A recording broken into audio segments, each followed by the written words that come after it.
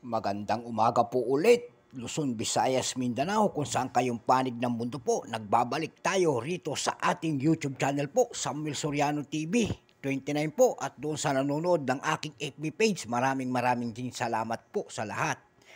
Lalo na ang mga nakasubscribe dito sa ating channel. At sa mga kolektor po, ayan po, Luzon, Visayas, Mindanao, kung saan kayong panig ng mundo po. Mayroon naman tayong pag-uusapang barya, andyan po sa ating harapan. Ayan po.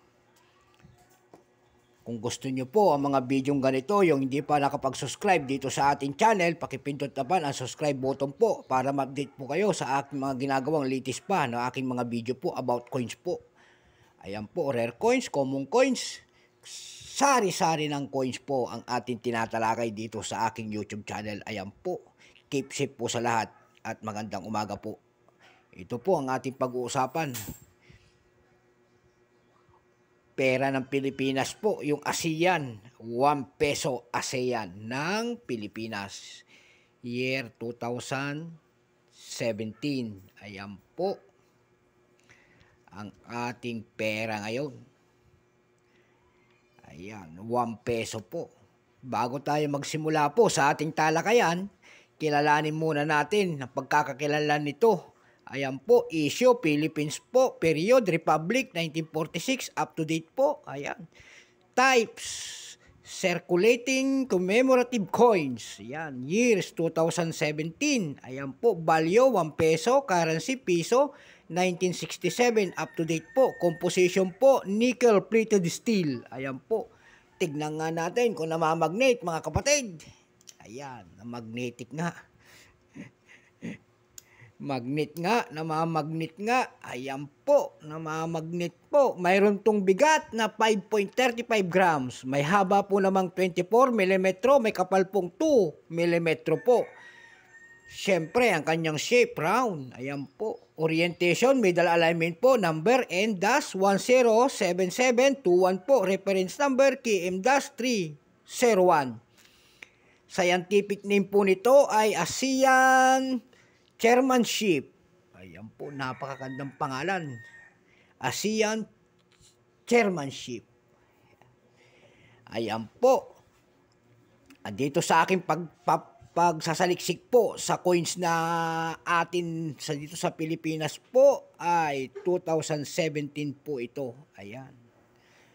Wala po itong percent. Ayan. Walang percent pero may mintage. Ayan po, 10,000 pirasong lamang ang ginawa ng Bangko Sentral sa atin ito. Pero ang kanyang presyo doon sa ating price appraisal po ng ating numista, yung extra fine po nito ay 78 pesos lamang. Yung almost uncirculated po nito, nakatulad ng hawak ko, parang almost uncirculated na to eh. Ayan, nakita nyo, kumikilang parang ginto eh. 78 pesos din. Yung circulated po nito ay 110 pesos. Ayan.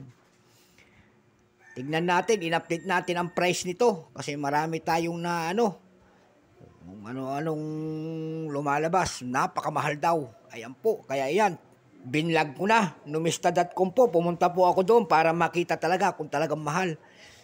Oo nga, kasi $2.99 na rin po. Ayan, mahal na rin nga. Mayroon pong 3 piraso nito na ibinebenta doon. Ayan po, $9. Ayan po. Kaya sumunod po ako ulit doon sa pangalawang site na pinuntahan, yung ebay.com po. May nakita po tayo doon na nagbebenta nito ng 100 pesos per piece. Ayan. Mayroon naman akong napakalaking nakita doon na 682.24 pesos. Ayan po. May 221.73 pesos po. Ayan. Yung naka-blister pack po nito, nakakita tayo doon, yung nakakahon, ayan. Kasi may blister pack nito. Binebenta po doon ng 767.52 pesos po. Ganun siya kalaki. Ayan, gandoon na lamang po. Kaya pumunta ako ulit doon sa another site, sa pangatlong site na pinuntahan po, sa carousel.com PH po. Doon ko nakita, 63 pesos may nagbebenta po. Mayroon naman 3 piraso nagbebenta doon ng ganito at 500 pesos po ang kanyang presyo. May 150 rin po na nakita tayo doon at ang pinakamalaki po doon ay 600 pesos. Mayroon naman brilliant uncirculated doon kung tawagin niya po. Napakamahal, brilliant uncirculated po. Binebenta niya po ng 3,000 pesos at 5,000 pesos. Ayan po, napakalaking halaga. Marami ng bigas doon pag naman nakabili kasi nakapasok na siya doon sa ating carousel PH po. Ibig sabihin, pwede na siya magpaskil. Kahit ano-anong coins na lang niya, ibebenta niya doon po. Ayan. Kahit ako, kung makapasok tayo doon, ibig sabihin, ito, kahit presyoan ko po ng 8,000 ito, wala namang mawawala sa akin doon. Ay kung mabenta ng mga foreigner to, ay diswerte. Ayan po. Swertihan na lang po sa pagsiselling ng mga coins sa mga platform natin kung nakapasok po kayo. Malaya tayong magbigay ng presyo at hawak mo po yan. Ayan. Wala pong makakapigil sa atin. Ayan po. So hanggang dito na lamang po ang aking vlog. Sa umagang ito, sana nalaman ninyo ang tunay na presyo nito. So hanggang dito na lamang, Luzon, Visayas, Mindanao, kung saan kayong panig ng mundo po. Bye-bye.